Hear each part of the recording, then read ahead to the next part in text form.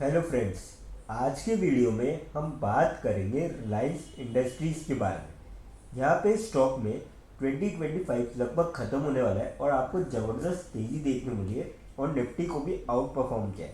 तो क्या आगे आने वाले साल में यानी कि 2026 में भी क्या आप इस स्टॉक को ले सकते हैं या फिर आपको यहाँ पे प्रॉफिट बुक करना चाहिए या फिर आप जो है इसको होल्ड कर सकते हैं, ये जानने की कोशिश करेंगे इस वीडियो में।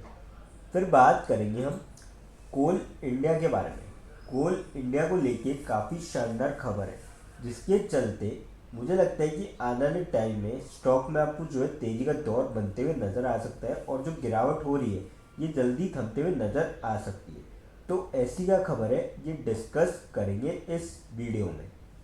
फिर बात करेंगे हम अपोलो माइक्रो सिस्टम्स के बारे में। यहाँ पे कंपनी के अंदर आपको फ्राइडे के दिन 5-1% की तेज़ी देखने को मिली थी। अब ये तेज़ी क्यों बनी और साथ ही साथ इसका अपर सर्किट भी 5% का था, तो क्यों अपर सर्किट लगा और क्या आगे भी आने वाले टाइम में आपको इसमें तेज़ी का दौर जारी रहते हुए देखने को मिल सकता है, ये भी हम डिस्कस करेंगे इस वीडियो में। लास्ट में एक ऐसे स्टॉक के बारे में डिस्कस करेंगे जो आप सभी के लिए लेके आए स्प्लिट बहुत ही शानदार रेशियो में। तो चलिए वीडियो स्टार्ट करते हैं। सबसे पहले बात करें रिलायंस इंडस्ट्रीज़ की। क्लोजिंग की फ्राइडे के दिन 1564.9 पे देखने को मिली थी। 20.5 रुपीज़ की तेज़ी देखने को मिली थी और 1.33% तक स्टॉक यहाँ पे चढ़ता हुआ नजर आया था फ्राइडे के दिन। बात करी जाए अपडेट की तो 28% तक ईयर टू डेट यानी कि 1 जनवरी से आज 21 दिसंबर हो चुका है, तब तक 28% तक स्टॉक चढ़ चुका है। Is it time to book profit और बाय मोर? अब सीधे देखिए आउट परफॉर्म किया सेंसेक्स को और निफ्टी को। Analyst highlights the company strong fundamentals including robust earning growth and strategic investment in digital and retail sectors. तो एनालिस्ट की अगर हम माने तो आप यहाँ पे जो है उसको बाय करके चल सकते हो, क्योंकि और सबसे बड़ी बात 52 वीक्स लो हिट किया था इसने 7 अप्रैल को 1115.55 का। वहाँ से कंपनी में आपको लगातार तेज़ी देखने को मिली है और साथ ही साथ तगड़े गेन है। और एनालिस्ट कह रहे हैं कि यहाँ पे आने वाले टाइम में इनके आपको सेल्स और रेवेन्यू इंक्रीज होते हुए नजर आएंगे। कि साफ साफ लिखा है कि स्ट्रेटेजिक इन्वेस्टमेंट ग्रोथ और रॉबस्ट अर्निंग हो सकती है। तो अगर हम इनकी माने तो आप इसको जो है ले सकते हो। जो पुराने हैं वो यहाँ पे होल्ड कर सकते हैं और बाकी जो नए इन्वेस्टर हैं वो ले सकते हैं। कंपनी देखिए काफ़ी अच्छी है, लगातार ग्रो भी कर रही है और बीते 5 साल में यहाँ पर रिटर्न भी काफ़ी अच्छे हैं कंपनी के। अगर आप रिटर्न देखेंगे 57% के आसपास बेहतरीन रिटर्न भी दिखाए हैं, तो इसको आप लॉन्ग टर्म के पॉइंट ऑफ व्यू से ले सकते हैं। अब बात करते हैं कोल इंडिया के बारे में। 385 पे क्लोजिंग देखने को मिली थी फ्राइडे के दिन। 0.3 रुपीज़ की गिरावट देखने को मिली थी और 0.078% तक स्टॉक यहाँ पे गिरता हुआ नजर आया था।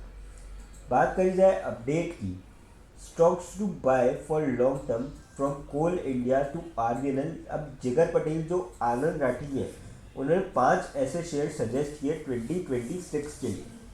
अब इसके अलावा जो सजेस्ट किए, पहले कोल इंडिया की अगर हम देखें तो इन्होंने क्या बोला कोल इंडिया के ऊपर कि टारगेट प्राइस 470 की इन्होंने बताया है। स्टॉप लॉस अगर कोई यहाँ पे रखे तो 336 का रख सकता है, यानी 50 रुपये स्टॉप लॉस।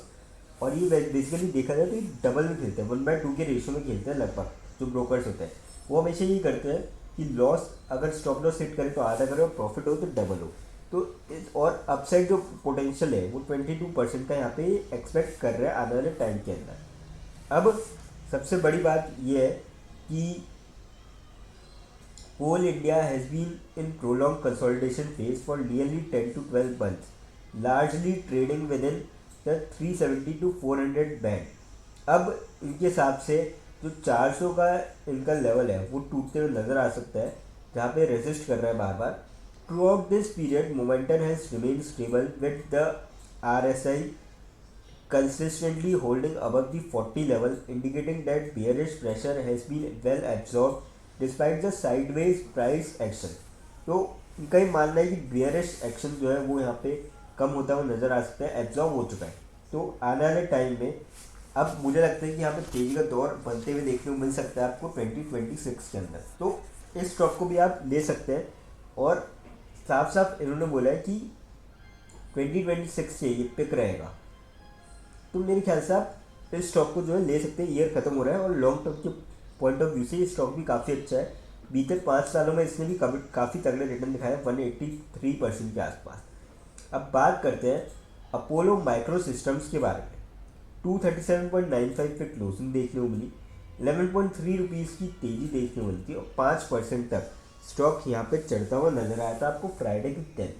बात करी जाए अपडेट की, तो Apollo Micro System shares rose 5% in afternoon session on Friday after the defense firm said its arm Ideal Explosives Limited has received an industrial license under the Industries Development and Regulation Act 1951।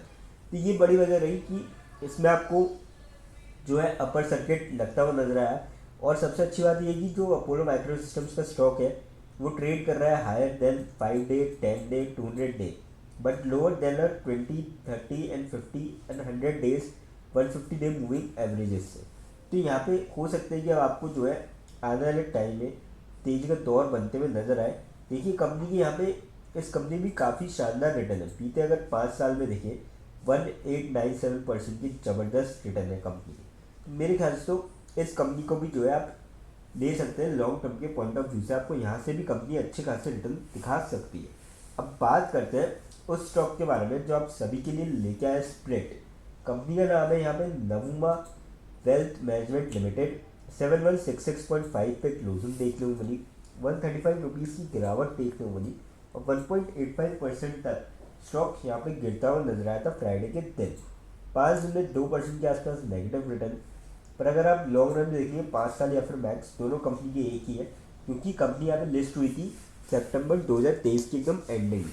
तो वहाँ से अब तक company ने 197.33% के ज़बरदस्त return दिखाए 2.25 साल के अंदर। और इसी के चलते जो है कंपनी ने यहाँ पे स्प्लिट का अनाउंस किया था। ओल्ड फेस वैल्यू जो है वो 10 रुपये, नई करंट जाएगी 2 रुपये, यानी कि जिसके पास भी कंपनी का एक शेयर होगा उसको 5 शेयर मिलते हुए नजर आएंगे। एक्सप्लिट डेट कंपनी ने रखी है 26 दिसंबर 2025। तो जिसके भी डीमेट अकाउंट में 26 दिसंबर से पहले शेयर आएंगे वो सभी स्प्लिट के लिए एलिजिबल होंगे। अब देखिए फ्रेंड्स, जो कंपनी के रिटर्न है वो काफ़ी तगड़े हैं यहाँ पे बीते 2.25 सालों के अंदर। लेकिन कोई भी यहाँ पे इन्वेस्टमेंट करने से पहले फाइनेंशियल एडवाइजर से कंसल्ट करें या फिर खुद की रिसर्च करें, क्योंकि ये वीडियो नॉलेज के पर्पज़ के लिए, इन्वेस्टमेंट पर्पज़ के लिए। दोस्तों अगर वीडियो अच्छी लगी हो तो चैनल को लाइक और सब्सक्राइब जरूर करें, ताकि आने वाले टाइम में आपको और भी ऐसे अपडेट्स मिलते रहें। थैंक यू दोस्तों।